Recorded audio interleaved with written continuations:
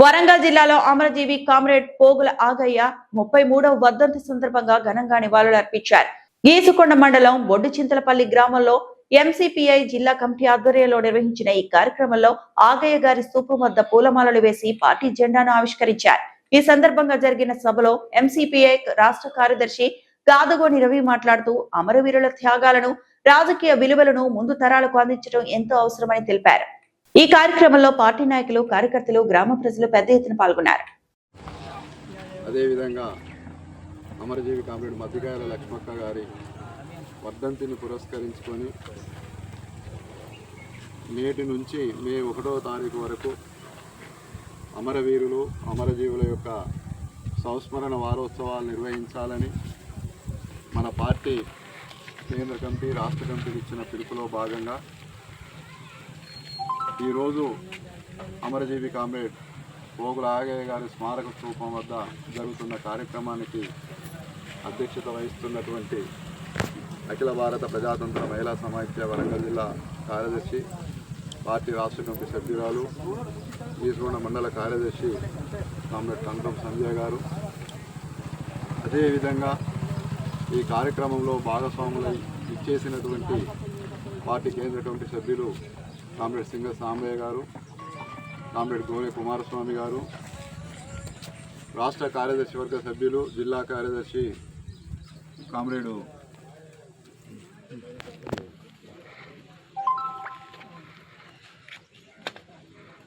పెద్దారపు రమేష్ గారు, హన్మకొండ జిల్లా కార్యదర్శి కామ్రేడ్ ఎన్రెడ్డి వంశారెడ్డి గారు, ఐక్య ప్రజానాట్య మండలి రాష్ట్ర కార్యదర్శి కామ్రేడ్ కన్న వెంకన్న గారు, పార్టీ రాష్ట్ర కమిటీ సభ్యులు కామ్రేడ్ కుసుంబ బాబురావు గారు, కరా రాజిరెడ్డి గారు, అలాగనే పార్టీ జిల్లా నాయకులు ఎండి ఇస్మాయిల్ గారు, బాష్పక రమేష్ గారు, సోమిడి రవి గారు, అదేవిధంగా ఓదయ్య గారు, స్థానిక గ్రామ సీనియర్ నాయకులు నర్సన్న, అటైన అమరజీవి కామ్రేడ్ పోగుల ఆగయ్య గారి సతీమణి కామ్రేడ్ ఆగక్క గారు, మరి కుమారుడు శ్రీనివాస్ గారు, కుమార్తె రాజు గారు, కుమార్తె కలక్క గారు, అదేవిధంగా అల్లుడు అశోక్ గారు, మరి ఇతర పార్టీ సభ్యులు, కామ్రేడ్స్ అందరికీ కూడా జై భీమ్ సలాం. ఈరోజు ఒక చారిత్రాత్మకమైనటువంటి దినం. పార్టీ చరిత్రలో పార్టీకి ఒక బాధాకరమైన రోజైనా పుట్టిన ప్రతి వ్యక్తి కూడా మరణించక తప్పదు. ఆ మరణించినటువంటి వారి యొక్క చరిత్రను భవిష్యత్ తరాలకు అందించాలనంటే వారు నిర్మించినటువంటి ఉద్యమం ఈరోజు జీవించి ఉండడం వల్లనే సాధ్యం అవుతుంది. అలా ఒక చారిత్రాత్మకమైన దినం కావడానికి కారణం కామ్రేడ్ ఓంకార్ గారితో ఈ ప్రాంతంలో ఉమ్మడి కమ్యూనిస్టు ఉద్యమంలోనూ, ఆ తర్వాత సిపిఎం పార్టీ నిర్మాణంలోనూ, తర్వాత ఎంసీపీఐ పార్టీ ఏర్పాటులోనూ ప్రధాన భూమిక పోషించినటువంటి అగ్రనాయకుడు కామ్రేడ్ పోగుల ఆగయ్య గారు. 1993 ఏప్రిల్ 24 సరిగ్గా ఈ రోజున పార్టీ పని మీద బయటికి వెళ్ళడానికి తయారై చారుబౌలిలో ఉండమన్నటువంటి ఒక హోటల్లో టిఫిన్ చేస్తుండగా అంగరక్షకులు ఉండగానే ఆనాటి భూస్వాముల తొత్తులుగా పనిచేస్తున్నటువంటి సాయుధ పీపుల్స్ వార్ దళం వచ్చి కామ్రేడ్ ఆగయ్య గారిని దారుణంగా కాల్చి చంపడం అనేది జరిగింది. ఆగయ్య గారి కంటే ముందు చంపబడ్డప్పటికీ ఆగయ్య గారి తర్వాత కూడా అనేక మంది చంపబడ్డప్పటికీ ఆగయ్య గారికి ఉండబడినటువంటి చారిత్రక నేపథ్యం చాలా అత్యంత కీలకమైనటువంటిది. కేవలం ఒక ఆగయ్య గారే కాకుండా ఈ బొడ్డుచింతలపల్లి గ్రామంలో ఆగయ్య గారి అన్న, అట్లాగే మరొక అన్న, ఇక్కడ ఉండబడినటువంటి భూస్వాములకు వ్యతిరేకంగా పట్వారికి వ్యతిరేకంగా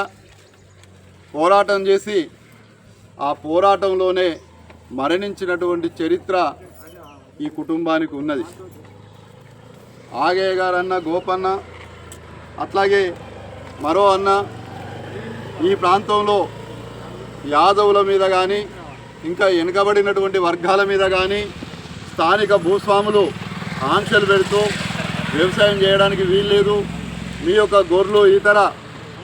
పెంపకానికి సంబంధించినటువంటి జీవులు మా ప్రాంతాల్లోకి రావడం కానీ మేపుకోవడానికి కానీ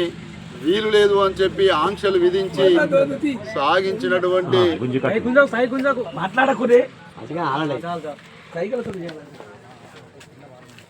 నిర్బంధాన్ని మరి ఆ రోజు ప్రతిఘటిస్తున్న సందర్భంలో కామ్రేడ్ ఆగయ్య గారు అన్ననే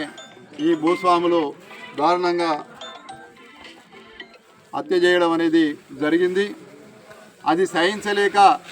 కామ్రేడ్ ఆగయ్య గారు ఈ భూస్వాములను ప్రజా ఉద్యమాల ద్వారా మాత్రమే ప్రతిఘటన చేస్తామని చెప్పి నాటి ఉమ్మడి కమ్యూనిస్ట్ పార్టీలో చేరి భూస్వాములకు వ్యతిరేకంగా ఇక్కడ ఉండబడినటువంటి పెత్తందారులకు వ్యతిరేకంగా బలమైనటువంటి ఒక ప్రతిఘటన ఉద్యమాన్ని నిర్మాణం చేశాడు. ఆ నిర్మాణ దశలోనే కామ్రేడ్ ఓంకార్ గారితో పరిచయాలు ఏర్పడడం, కామ్రేడ్ ఓంకార్ గారు కూడా ఈ చింతలపల్లి గ్రామానికి రావడం, అనేక సందర్భాల్లో కామ్రేడ్ ఓంకార్ గారికి షెల్టర్ ఇచ్చి ఈ ప్రాంత ఉద్యమాన్ని ఇక్కడ నుంచి మొగిలిచెర్ల, ఇక్కడ నుంచి అనేక గ్రామాలకు పెద్దాపురం, అక్కంపేట ఈ ప్రాంతాల్లో ఉద్యమం బలపడడానికి కామ్రేడ్ ఆగయ్య గారు, కామ్రేడ్ ఓంకార్ గారు, ఇంకా ఇతర నాయకత్వం చేతరాశి కట్టయ్య గారు, ఇలాంటి కామ్రేడ్స్ అంతా కూడా నిర్మాణంలో భాగస్వాములు కావడం అనేది జరిగింది. ఆ రకంగా ఆ ఉద్యమం కొనసాగుతున్నటువంటి సందర్భంలో ఆగయ్య గారు ఆత్మరక్షణ చర్యలు తీసుకున్నటువంటి సందర్భంలో పంట రక్షణ కోసం మరి ఆగక్క వెళ్ళి ఆ పంటకాడ కావలి ఉంటే మరి ఆగయ్య గారే ఉన్నారు అని చెప్పి విచక్షణ రహితంగా హంతకులు దాడి చేసి మరి ఆగక్కను కూడా పొడవడం అనేది, నరకడం అనేది కూడా జరిగింది. ఈ రకంగా అక్కడ ఉండవన్నటువంటి తన కుమారుల మీద దాడి చేస్తూ ఉంటే కొడితే నన్ను కొట్టండి తప్ప నన్ను కొడుకులను చంపకండి అని చెప్పి కావడం